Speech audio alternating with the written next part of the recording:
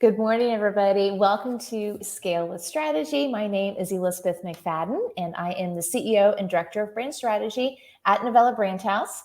And normally my co-host, April Beach, is here with me today, but she is unable to be here. And so I'm going to do a solo cast this week.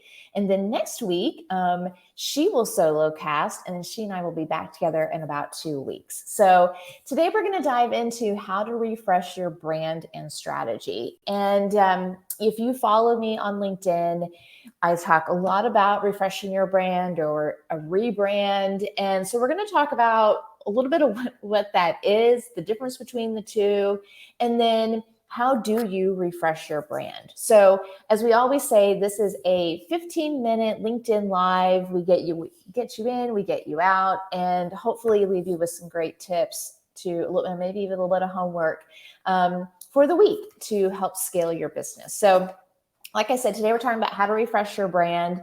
And let me first, define the difference between a refresh and a rebrand. They get interchanged a lot, and honestly, I don't think it's a huge deal. You don't have to get too caught up on the difference, but in case you're wondering, and just to kind of level set what we're going to talk about today. So a refresh is maybe you're redoing your visual brand, you're redoing your messaging, maybe to a better align with your target audience. You could be maybe refreshing your website or even your social media, because that has a lot to do with just the look and feel of your brand, or even the voice of your brand, right? So if you're looking to redo any of those things, that is a brand refresh. When you start to get into the territory of a brand, of like a rebrand, that is when you are really beginning to change some kind of main strategy points around your brand. So for instance, you could be, redefining your target audience, and not just redefining maybe some audience personas within your audience, but you're really kind of changing the scope of the clients that you work with. A few years ago, we did a rebrand, and we changed from working with startups and solopreneurs and very small companies to companies that are scaling and established companies. And so that's a rebrand. A few years later, when we were making some updates to our logo and making it more modern and just kind of freshening it up, that's a refresh. So that kind of gives you a little bit of an idea of the two. Again, if you are looking at changing your value proposition, maybe you've merged or acquired another company, or you've created a whole new group of products, or you're creating sub brands. Again, those are really all things that fall under a rebrand. So in terms of a brand refresh, what you're kind of looking at is, let's start with the visual brand. So let's say you have a logo, and you've had this logo for a while, and logos or even your visual brand, they're kind of like interior design a little bit, right? I mean, sometimes you walk into somebody's home or office for that matter, and you're like, wow, this was probably really on point and awesome and on trend and fresh and modern like 10 years ago. Like it looks nice, but it just feels dated.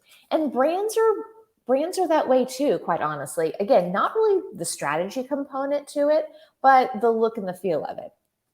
So anytime that you're looking at, like, you look at your logo and you're like, oh, it feels tired to us. It just kind of feels old. It doesn't feel like it really reflects who we are. That is a brand refresh. And so you can refresh your logo without completely rebranding. And some components that you might look at in terms of just, again, refreshing your visual brand are your logo. You might add a mark to it or an icon. Maybe you want to simplify it and make it more of a type only or a font only logo. You could be maybe you want to change your fonts. So this could be not only in your logo, and a lot of times, fonts or typefaces, they'll kind of go in and out of style. Or maybe something is like really hot and new, but then everybody starts to use it, and all of a sudden it doesn't feel very fresh or modern anymore. And so maybe you want to change your logo for that reason. Or again, you could have created a logo at some point that in the ways that you're using it now just isn't serving you for one reason or another. So again, that font choice can really make a big difference. A lot of times it doesn't even have to be a huge difference. We just actually in the last 6 months, we very, very subtly refined our logo, and we made some changes to the font. Just again, some very minimal changes, and even some changes to the word novella in the logo. And so again, it freshened it up, but it wasn't a whole rebrand. The other thing about changing your fonts is that it doesn't just affect your logo. That also affects any of your collateral, your website. I mean, anywhere where you use that font. And if you think about it, that's everywhere. Again, anywhere where you're either using materials from a marketing standpoint, even could be internally, could be, maybe it's forms that you're using internally. And again, you want to carry your brand across everything that you do, whether it's outward facing or inward facing. So, changing up your fonts can really kind of just refresh your brand. Sometimes people find that some fonts, maybe they don't change the main font. So you've got a primary font, you've got your secondary fonts. Maybe they don't change the primary fonts, but they just find that the secondary fonts they use, like in body copy or other things like that, are kind of limiting. Or they just find that maybe they don't reproduce as well as they would like. And so again, there might be some kind of more mechanical reasons why you might want to refresh your brand and refresh some of the visual brand. Okay, other things along the visual brand line are color palette. And again, some of the things that we've just talked about in terms of fonts kind of apply to colors as well. I have seen where clients have created a new brand, they've created a whole new color palette, and then a few years later, they're finding a competitor or two starting to copy them. Or, in some industries, sometimes there's like certain colors that everybody uses, and a client will start to feel like, you know what, we're just feeling like people are confusing us, and we're not, at least visually, from a visual standpoint, from a color standpoint, we don't feel like we look very different. And so again, maybe we don't change those, that main primary color, but you can make changes to your whole color palette, just again to refresh your brand, to maybe help differentiate you a little bit more, stand out a little bit more. Or again, you could have run into some issues with reproducing some of those colors. I've seen where we had a client one time that loved the color yellow. And I love yellow too, and a cream even kind of falls into this, but sometimes those can be hard colors to reproduce. Or maybe when they created their color palette, a client didn't really look at that color across all the different sort of facets of where they would use it. So digitally speaking, colors will look different on a monitor. And actually they'll even look different on all the monitors in your office, because sometimes those monitors are calibrated a little bit differently. And but they'll look different from that to how they're printed. If you maybe used to do a lot of glossy print and now you're using matte, doing a matte printing, the color's just going to look different. It's going to reproduce differently. And so sometimes people aren't as happy about that. Again, all reasons for the opportunity to refresh your brand. And again, a way to refresh your brand without, of course, changing the strategy. Okay, the other two things that fall under visual brand that you might want to update, that kind of fall into a brand refresh, are your social media channels, your website, and the collateral design. So I'll quickly break down those really quickly. So your website is a huge component of your visual brand. That your website is one of those things that it's always working for you. It's the only thing that you really own and control all the time. And it's up 24/7, 365 days a year. And I bet you most of your potential clients, if not all, are visiting that website before they reach out to you, before they talk to you. So that website's really, really important. And you may look at it and say, hey, we want to refresh some aspects of it. And those might affect your visual brand. So that's again, if you kind of go through a major website overhaul in terms of the look and feel, that really constitutes a brand refresh. And then social channels really along those same lines. And then collateral design. So what I mean by collateral are any kind of sales materials you might have, a brochure, anything that you're using to either with new or potential customers, or maybe you use it as part of their onboarding journey or just a part of your process, right? Maybe some forms and things that you use. If you do a rehaul, do kind of a refresh of those, if you redesign those, again, that really falls under the brand refresh. Okay, so that's it for the visual brand. We've got about 5 minutes left, so let me move into brand messaging and brand experience. So the next thing we'll talk about is brand messaging. And the biggest thing I see here are like a refining of your messaging, your key messages in your brand statement, and a new tagline, and how you might want to approach those. You know, a lot of times when we create a brand strategy, you know, it's not a do it one time, you're done, you never look at it or refine it again. So maybe you don't need to change the overall strategy. Again, you're not redefining your target audience. Like, you're still speaking to the same people. You're still marketing to the same people. You're not changing your value proposition either.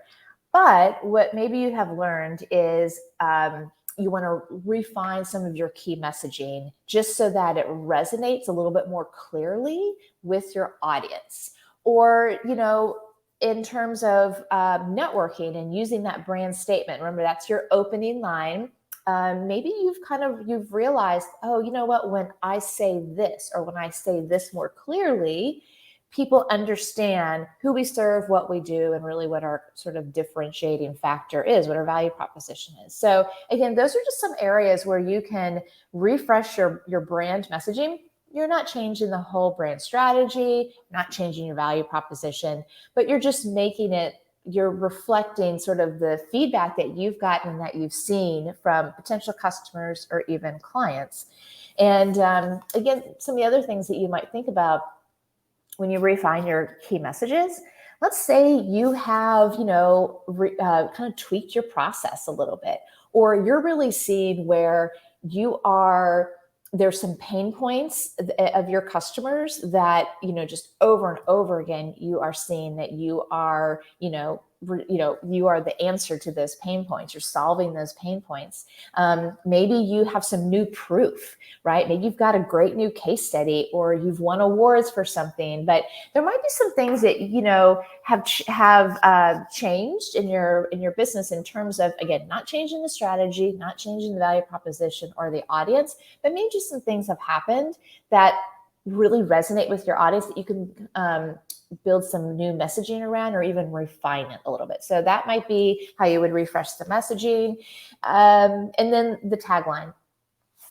You know, a tagline could be tied to a new campaign. So let's say you're doing a new creative campaign, a new ad campaign, and you've got this new awesome headline tagline that's really the campaign tagline, but now you want to make it your new tagline. And again, I've seen that happen with clients, and we've had that happen here, where we started using a headline that was really like the campaign sort of tagline, and it really resonated with people and people loved it. And so we'll swap out the tagline that's in the brand strategy for the new one. So again, just a way to refresh it. You're not changing the strategy, but you're just refreshing the messaging.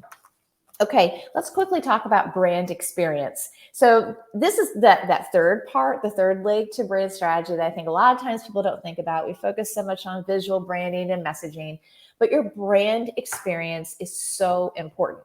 That is what keeps your customers coming back to you, keeps them loyal to you, but it's also why they refer you to other people. And really what we're looking at here is, are you delivering on the brand promise? So again, that brand promise is a part of your overall brand strategy. So you're not changing that, but you need to constantly be looking at, how are we delivering on this brand promise? Are we delivering on it in a little bit new and different way that we aren't communicating? What things can we improve? You know, that's really where you want to listen to client feedback and just constantly ask yourself, how can we better deliver on this within our brand strategy? And you can make some changes to that. And then, of course, let your whole team know. Okay, that is our talk for today. Again, if you've missed any of this, want to go back and listen to it, you can always find it on YouTube on our Novella Brand House channel. All right, April, we'll see you next week. Have a great week, everybody.